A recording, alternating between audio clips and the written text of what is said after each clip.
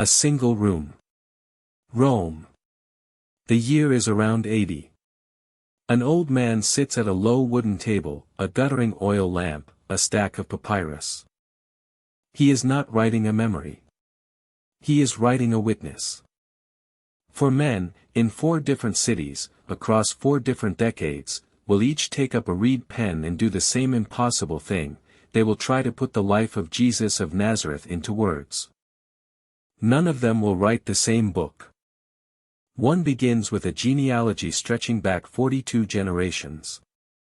One begins mid-sentence, with a man already shouting in a wilderness. One begins in a temple, with an old priest struck silent.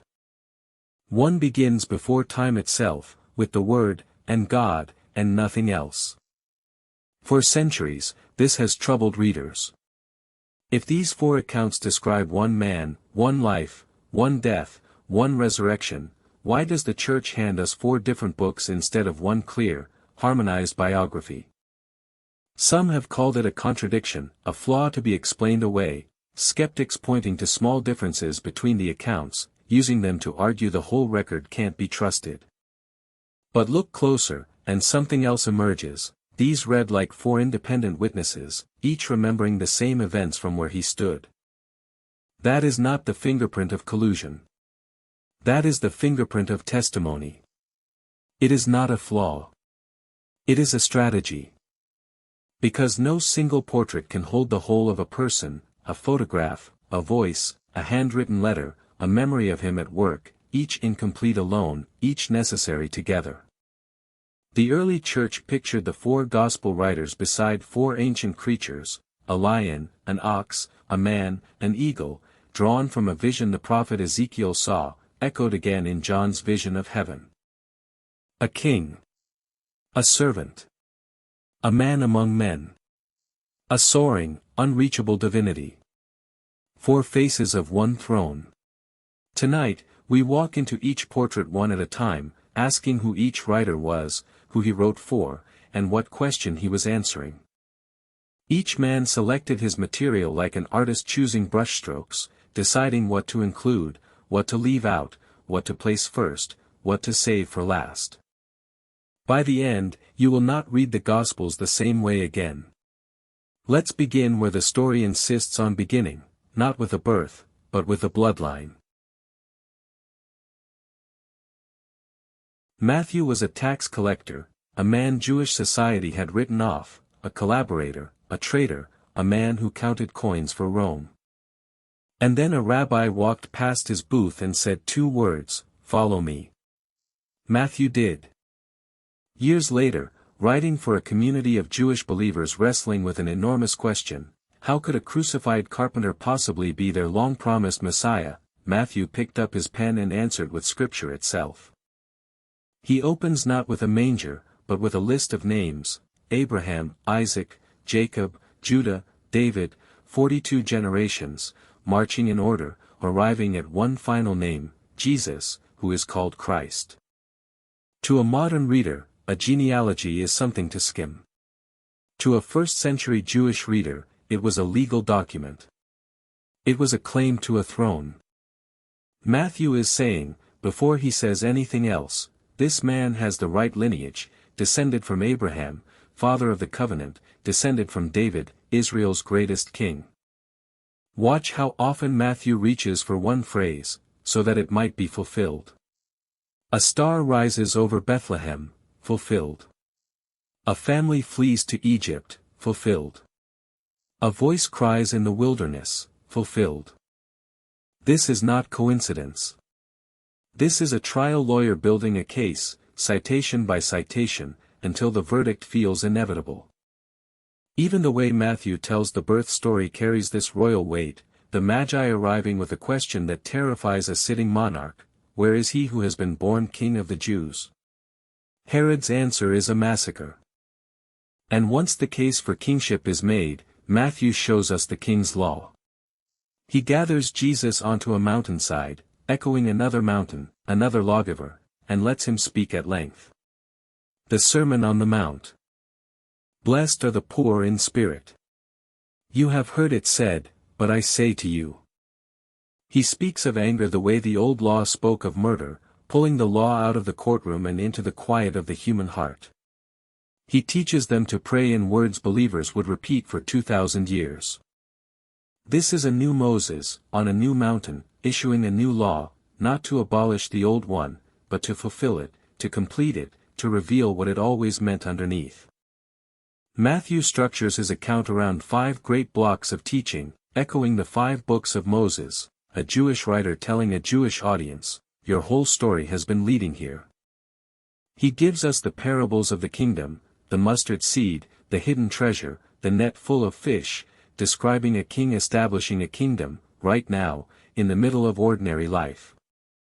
Matthew alone gives us the keys of the kingdom, handed to Peter, and the courtroom scene of the sheep and the goats, the king seated on his throne, separating the nations, rewarding mercy shown to the least of these. And he gives us the ending no Roman would have chosen, 11 disciples on a mountain in Galilee, receiving authority that could belong to no one but a king. All authority in heaven and on earth has been given to me. A book that began with a genealogy proving royal descent ends with a coronation address. That is Matthew's portrait, Jesus as king, not a king like Caesar, ruling by the sword, but a king like David was always meant to be, ruling by covenant, by law fulfilled, by a kingdom that will have no end. But a king who came only to rule would not be enough. So a second writer, in a very different city, chose a very different opening line. If Matthew is a courtroom argument, Mark is a chase scene. Tradition holds that Mark was not one of the 12, a younger man, likely recording the memories of Peter, blunt and breathless, an eyewitness account filtered through an old fisherman's voice. Mark writes for Rome, an audience with little patience for genealogies and prophecy. Rome respects one thing above all, action. Power that does something. So Mark gives them no genealogy, no birth narrative, no shepherds, no wise men, no infancy at all. His opening line drops the reader straight into the wilderness, mid-motion. Within 8 verses, Jesus is baptized. Within 13, tempted in the desert. Within 20, calling fishermen away from. Mark's favorite word, appearing more than 40 times, is immediately.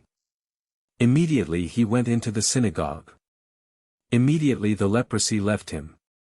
Immediately they left. There is no pause in Mark's Gospel, the shortest of the 4 accounts, moving like it's told by someone who witnessed it firsthand and can barely get the words out fast enough. A Roman audience understood one kind of greatness, a man of great deeds. So Mark structures his Gospel around what Jesus does, 18 miracles crowded into 16 chapters. A storm silenced with 2 words. A legion of demons driven into a herd of pigs. A dead girl's hand taken and lifted back to life. Mark rarely lingers on a teaching without immediately showing the power behind it, a paralyzed man's sins forgiven, then told to pick up his mat and walk. But Mark's Jesus does something no Roman general would ever do with that kind of power. He kneels. Nearly a third of Mark's Gospel is devoted to a single week in Jerusalem, moving toward a cross. The Son of Man came not to be served, but to serve, and to give his life as a ransom for many. Not to be served. To serve. In a world where power always flowed downward, Mark presents a figure of unmistakable power who uses every ounce of it in the opposite direction, touching lepers no one else will touch, washing feet no one asked him to wash. And Mark's ending is as abrupt as his beginning. The earliest manuscripts stop at an empty tomb, with frightened women running in silence, no tidy resurrection appearance to smooth it over. Mark was never interested in a tidy narrative arc. He was interested in an urgent one, an account meant to grip a reader by the collar and ask, "Now what will you do about him?" That is Mark's portrait, Jesus as servant. Power, without a trace of self-service. Strength spent entirely on other people. A king who kneels. If Matthew shows the king and Mark shows the servant, a third writer, a doctor, historian, a Gentile, set out to show something the other two had barely touched, the ones the king and the servant came looking for. Luke never met Jesus. He says so himself in the opening lines of his account, the only gospel writer to explain his method directly, having carefully investigated everything, interviewed eyewitnesses, writing an orderly account for a Gentile reader named Theophilus.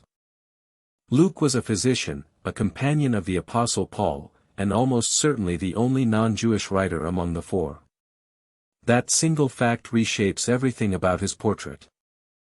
Where Matthew reaches backward into Jewish prophecy, Luke reaches outward into the whole human race, his genealogy running all the way back to Adam, father not of one nation, but of everyone. This is a gospel written for outsiders, and it shows an almost startling sympathy for outsiders within the story itself. Luke alone gives us the birth of Jesus through Mary's eyes, and sends the birth announcement first to shepherds, men so low on the social ladder their testimony wasn't admissible in a Jewish court. Kings receive kings. Shepherds receive a savior. That is Luke's opening statement, and he makes it in a manger. Luke alone tells us of the prodigal son, welcomed home with a robe and a ring and a feast. Luke alone tells us of the Good Samaritan, where the hero is the man everyone had been raised to despise. Luke alone tells us of Zacchaeus, a hated tax collector, climbing a tree just to see, and being invited to dinner by name. Luke gives more space to women than any other gospel: Mary, Elizabeth, Anna the prophetess, Mary Magdalene, the widow of Nain, the woman who anoints Jesus' feet with her own tears. In a world where a woman's testimony rarely counted as legal evidence, Luke lets women speak, weep, prophesy, and give at length. He shows a Jesus who eats with tax collectors and sinners so often it becomes a running accusation against him. He shows the thief on the cross, receiving, in his last hour, a promise: "Today you will be with me in paradise." Luke is also the writer most preoccupied with prayer, Jesus praying before choosing the 12, praying alone before his transfiguration, praying in the garden until sweat falls from him like drops of blood. After the resurrection, Luke alone gives us the walk to Emmaus, two grieving disciples joined on the road by a stranger who turns out to be Jesus, their eyes opened at an ordinary table, in the breaking of ordinary bread. Luke's favorite title for Jesus is Son of Man, insisting on his full, ordinary, weeping, hungry, tired humanity even as it hints at something greater underneath. This is not distant royalty. This is a man who gets hungry in the wilderness, who weeps openly over a city, who sweats blood in a garden the night before he dies. Luke's history doesn't end with the resurrection. He writes a second volume, The Acts of the Apostles, tracing how this same compassion spread outward from Jerusalem to the ends of the earth. That is Luke's portrait, Jesus as the Son of Man, the perfect human being, moving with open arms toward everyone his culture had taught him to avoid. 3 portraits. A king who fulfills the law. A servant who spends his power on others. A son of man who welcomes the outcast. And then, decades later, an old man on the island of Patmos or in the city of Ephesus picked up a pen one final time, and asked a question none of the others had dared to ask so directly: who was this man, really? John was likely the last of the 4 to write, at the end of a long life, after Jerusalem had already fallen, after most of the eyewitnesses were already gone. He had read the other Gospels, or accounts very much like them, and did not need to repeat their work, Matthew, Mark, and Luke sharing much of the same material, often in the same order. John chose almost none of it. No genealogy back to Abraham. No genealogy back to Adam.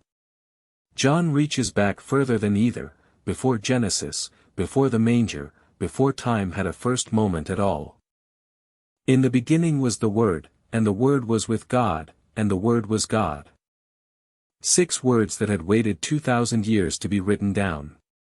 John is asking the largest question a human being can ask about another: is this, somehow, God himself? Jesus uses the divine name God once spoke from a burning bush, and applies it to himself. I am the bread of life. I am the light of the world. I am the good shepherd. I am the resurrection and the life. I am the way, the truth, and the life. Any first-century Jewish listener would have recognized exactly what was being claimed. Some of them picked up stones. John devotes nearly half of his entire account to a single evening, the Last Supper, and the hours of teaching that followed it. A dead man named Lazarus, for days in the tomb, called back into the daylight, points to a resurrection still to come, for him, and for everyone listening. When the moment finally comes, the arrest, the trial, the cross, John's account carries a strange, settled authority, as though nothing here is happening to Jesus that Jesus has not already chosen. It is finished, he says at the end, in the Greek, a single word, the word a merchant would write across a paid bill. A debt, closed. John alone gives us the doubt of Thomas, refusing to believe until he could touch the wounds himself. A week later, Jesus returns for him, offers his hands. Thomas answers with the highest confession in the entire book, "My Lord and my God."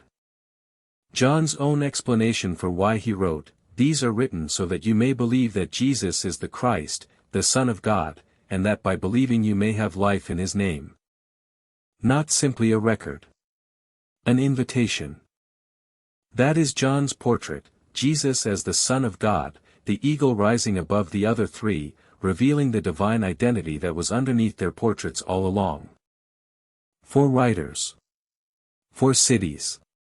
For audiences who needed to hear four different things. John's own explanation for why he wrote, "These are written so that you may believe that Jesus is the Christ, the Son of God, and that by believing you may have life in his name." A Roman world that only trusted power proven in action, Mark answers with a servant who used all his power for others. A Gentile reader wondering if this story had room for someone like him, Luke answers with a Son of Man who ate at everyone's table. And a church needing to know whether any of it was more than a remarkable human life, John answers by opening a door back before Genesis. For writers. For cities. For audiences who needed to hear four different things. A Jewish community needing to know their Messiah had truly come, Matthew answers with a king. A Roman world that only trusted power proven in action, Mark answers with a servant who used all his power for others. Take away any one portrait, and something true about Jesus goes missing. And a church needing to know whether any of it was more than a remarkable human life, John answers by opening a door back before Genesis. Take away Luke, and you risk forgetting there was ever room at his table for you. Take away John, and you risk forgetting that the man at that table was never merely a man at all. Four portraits.